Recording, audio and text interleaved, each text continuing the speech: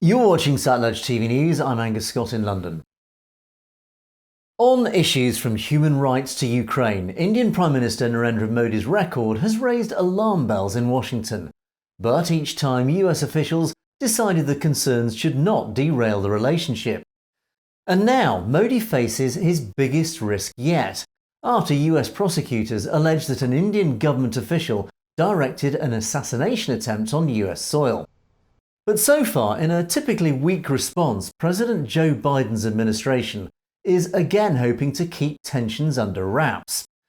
2 months after the revelation of New Delhi's involvement in the killing of Hardeep Singh Nijjar in Canada, the US Justice Department unveiled charges against an agent working for an Indian government official who orchestrated the assassination plot against another Sikh Khalistan campaigner. Since the 1990s, US presidents have sought a deeper partnership with India, saying the world's two largest democracies share common values. But the new charges put India in the same league as Russia, Iran and Saudi Arabia, which have faced US opprobrium for alleged transnational attacks. Journalists, activists and religious minorities have also complained of harassment since the Hindu nationalist Modi took power in 2014. But the US sees India as like-minded on dealing with a rising China and has championed a greater role for New Delhi, including through the four-way Quad partnership with Australia and Japan. So it's clear Biden is trying to compartmentalise the Khalistan issue from the broader strategic relationship.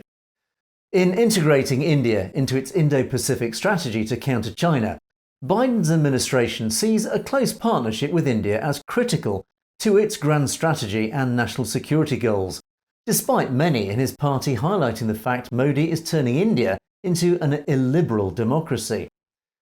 However, the news that two senior officers of India's intelligence service, the Research and Analysis Wing, were quietly expelled from San Francisco and London earlier this summer, and the expulsion of RAW's station chief in Ottawa, the organisation finds itself with no representative in North America for the first time since it was founded by Indira Gandhi in 1968.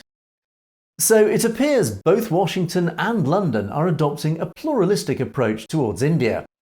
Whilst trade negotiations remain at a superficially amicable level, the intelligence agencies of both countries are battling an increasingly aggressive RAW, targeting Sikhs within their territories.